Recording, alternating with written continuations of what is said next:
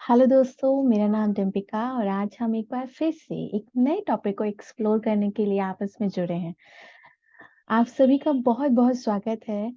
एक बार फिर से एक नई बात को सीखने के लिए जो जोश आप अपने साथ लेकर आते हैं और जो उम्मीद आप अपने साथ लेकर आते हैं उसके लिए। तो चलिए, बिना समय गवाए हम अपने टॉपिक को शुरू करते हैं।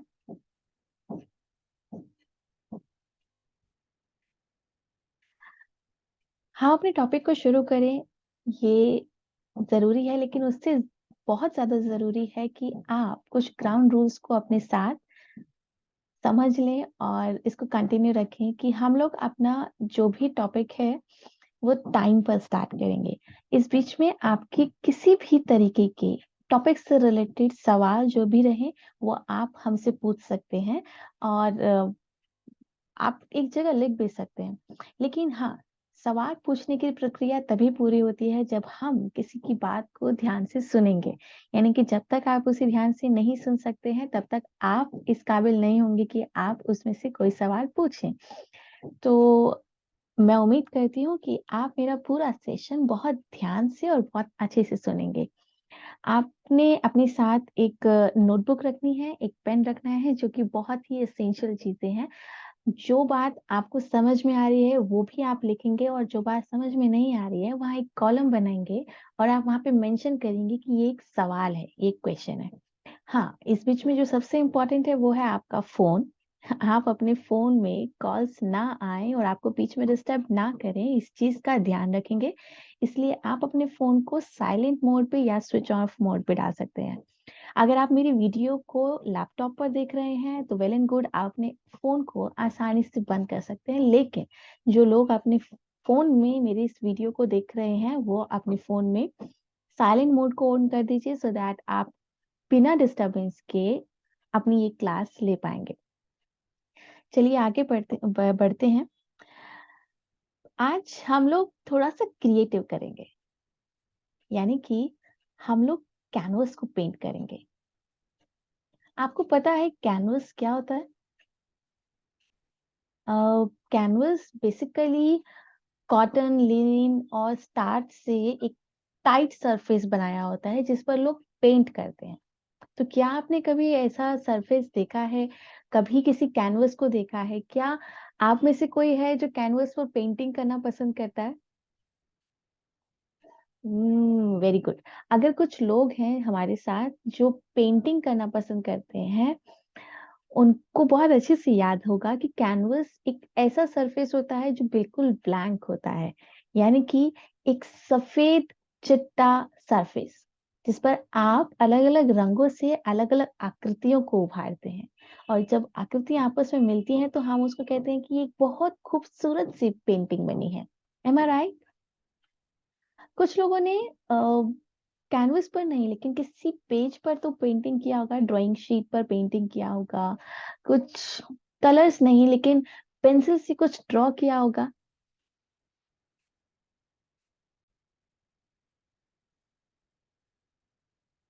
आपको जान के अच्छा लगेगा कि जिस तरीके से हम अपने कैनवस, अपने ब्लैंक पेपर या ड्राइंग शीट पर एक तस्वीर को उभारते हैं, कुछ इसी तरीके से हमारी जिंदगी होती है। जी हाँ, life is like a canvas. हम अपने इस कैनवस पर, अपनी जिंदगी के कैनवस पर काफी नई नई तरीके की तस्वीरें उभारते हैं। हमें जैसा अच्छा लगता है हम उस तरीके से उस पर पेंट करना शुरू करते हैं।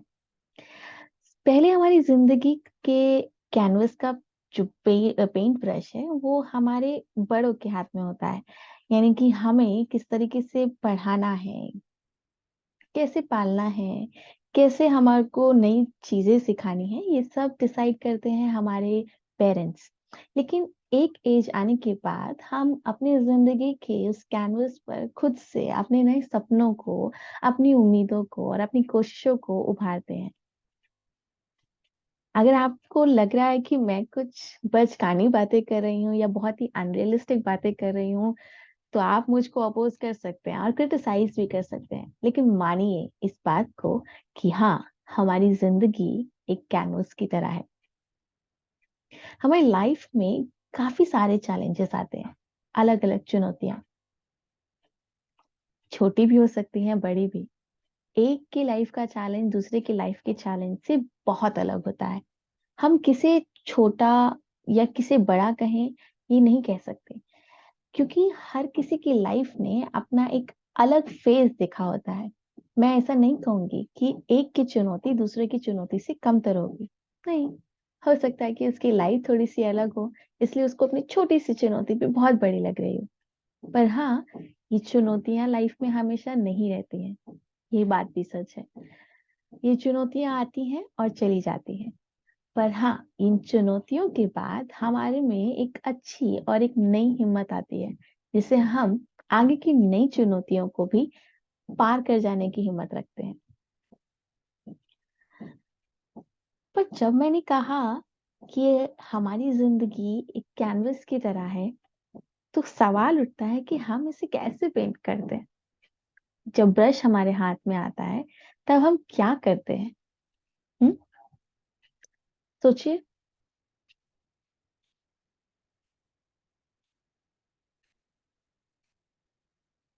हम अपनी जिंदगी में ऐसे काफी सारे नए फैसले लेते हैं, जिससे हमारी जिंदगी की पेंटिंग बनना शुरू हो जाता है। यानी कि मैंने जैसे कहा कि एक एज आने के बाद हम अपने फैसले खुद से लेना शुरू कर देते हैं, पूरे तरीके से नहीं, लेकिन अधूरे या एक तरफा तरीके से हम अपने फैसले लेने शुरू कर देते हैं। 10वीं क्लास में जब हम लोग पास होते हैं, तो हमारे सामने 3 या 4 तरीके के ऑप्शंस होते हैं, यानी कि अब हम आगे किस तरीके की पढ़ाई को करना चाहते हैं। इसमें हमारे पास एक ऑप्शन रहता है कि हम ह्यूमैनिटीज लें, यानी कि आर्ट्स में अपना करियर देखें, जहाँ पे हम लोग पॉलिटिकल साइंस, हिस्ट्री और भी तमाम तरीके के सब्जेक्ट्स पढ़ते हैं, जो कि थियोरटिकल बेस्ड होते हैं। एक होता है कॉमर्स, जिसमें हम लोग थोड़ा सा व्यवसाय और नंबर्स का गेम खेलते हैं। साइंस स्ट्रीम में हम थोड़ा सा साइंटिफिकली पढ़ना शुरू करते हैं, और इसके अलावा होता है वोकेशनल, जिसमें हम लोग ट्रेनिंग बेस्ड काम करते हैं, थोड़ा सा क्रिएटिव हो जाता है और थोड़ा सा स्किल अपलिफ्ट करने का एक माध्यम होता है। अब इनमें से हमें क्या चूज करना है, ये हम डिसाइड करते हैं। पर क्यों करना है, क्या ये भी हम डिसाइड करते हैं? मे बी यस और मे बी नो। चलिए, आज का जो हमारा पूरा सेशन है वो ऑलमोस्ट इसी बात पर निर्भर करता है कि हम अपनी जिंदगी के कैनवस पर अपने भविष्य को जब देखने के लिए निकलते हैं, तो हमें भविष्य में क्या बनना है, ये कैसे डिसाइड करते हैं। आज हम लोग अपने इस पूरी करिकुलम में, इस पूरी बातचीत में, ये कुछ खास लर्निंग गोल्स को सीखेंगे, जिनमें से पहला है कि हम ये जानेंगे इम्पोर्टेंस ऑफ रोल मॉडल। यानी कि हम किसी की तरह जब बनना चाहते हैं, तो ये हमारे रोल मॉडल कहलाते हैं। अब इनका हमारी जिंदगी में क्या इम्पोर्टेंस है, हम ये भी जानेंगे कि जब रोल मॉडल हमारी जिंदगी में इतना इम्पोर्टेंट पार्ट प्ले करते हैं, तो हमारे लिए ये जिम्मेदारी बन जाती है कि हम किसे अपना रोल मॉडल समझे और किसे नहीं। यानी कि आइडेंटिफाई करना अपने रोल मॉडल के लिए कि हम अपनी जिंदगी में किसे अपना रोल मॉडल मानना चाहते हैं। इसके अलावा हम लोग और वैल्यूज के बारे में जानेंगे, जिनको हमें अपनी जिंदगी में लाना चाहिए, क्योंकि इन वैल्यूज के बिना ना तो आप अपनी जिंदगी का कैनवस पेंट कर पाएंगे, ना ही एक अच्छा रोल मॉडल चुन पाएंगे। साथ ही जब हम लोग ये जान लेंगे कि कौन कौन से वैल्यूज हम लोगों के लिए बहुत जरूरी हैं, तब हम उसको कैसे अपने लाइफ में इम्प्लीमेंट कर सकते हैं और डेली बेसिस में हम उसको कैसे रूटीन में ला सकते हैं, इन सब के बारे में भी जानेंगे। तो होप आप लोगों को थोड़ा सा इंटरेस्टिंग लग रहा होगा ये टॉपिक, क्योंकि ये टॉपिक बाकी टॉपिक से बेहद हटकर है और शायद हमारी जिंदगी का एक इम्पॉर्टेंट पार्ट कवर करने वाला है। तो बी रेडी। हाँ, आगे बढ़ते हैं। जब हम लोग बड़े हो रहे थे, तब हम लोगों से एक सवाल पूछा जाता था, बड़े होकर क्या बनोगे? और हम लोग बोल दिया करते थे कि हम डॉक्टर बनेंगे, पेंटर बनेंगे, या फिर कुछ और। कुछ बच्चों ने साइंटिस्ट भी बोला होगा, कुछ बच्चों ने बोला होगा कि हम जर्नलिस्ट बनेंगे। ये सब तब बोल दे देते हैं ऐसे ही या फिर सच में किसी ने उस समय पर ये डिसाइड कर लिया था कि हमें क्या बनना है? जब हम छोटे होते हैं, हमसे जब भी ये सवाल पूछा जाता है, और ये सवाल खासकर लड़कों से ज्यादा पूछा जाता है, क्योंकि आज भी हमारे देश की ये मानसिकता है कि लड़कियां काफी हद तक अपने फैसले कम लेते हैं।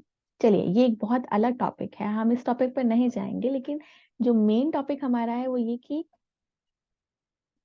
क्या इतना जरूरी है प्रोफेशनली साउंड करना, वो भी बचपन से? क्या हमारे लिए प्रोफेशंस को चुनना इतना जरूरी है कि वो ही सवाल हम बचपन में ही सुनते आ रहे हैं? I guess yes. एक प्रोफेशन चुनना हर इंसान के लिए बहुत बहुत जरूरी काम होता है। बिना प्रोफेशन के हमने आज तक कोई नहीं देखा। हमने नहीं देखा कि कोई अपने आप को ये बोले कि मैं तो बेकार ही हूँ और मैं ठीक से जी भी रहा हूँ। नेवर।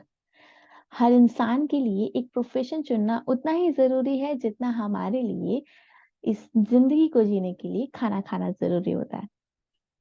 पर जब भी हम ये प्रोफेशन चुनते हैं, तब हमारे सामने काफी सारे सवाल होते हैं। अगर मैं आपसे पूछूं कि आप क्या बनना चाहते हैं, तो आप क्या जवाब देंगे?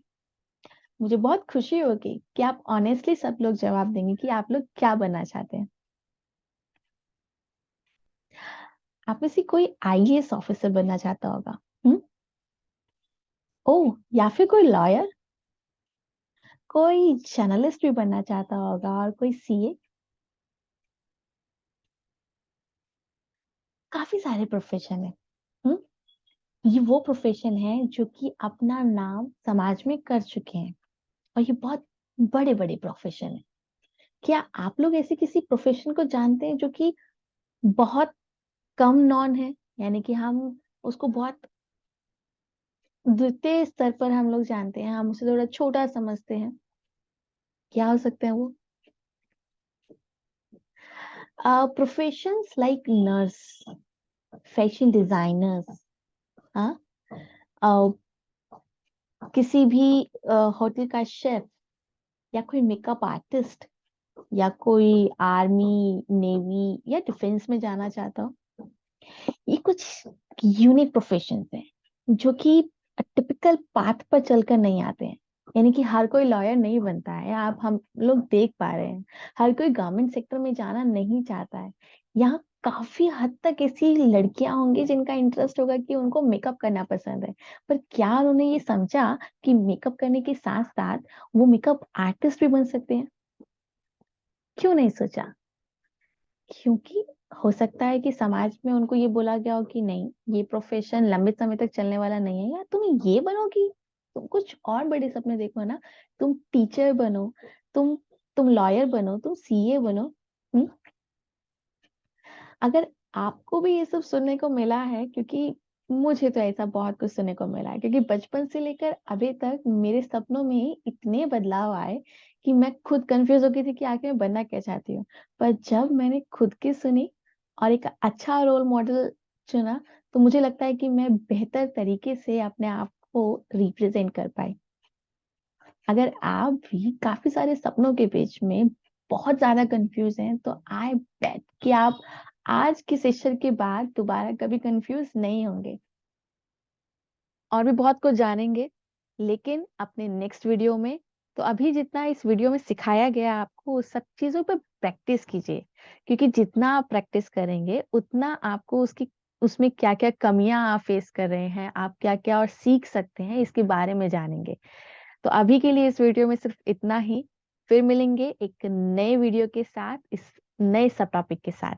तब तक के लिए बाय बाय।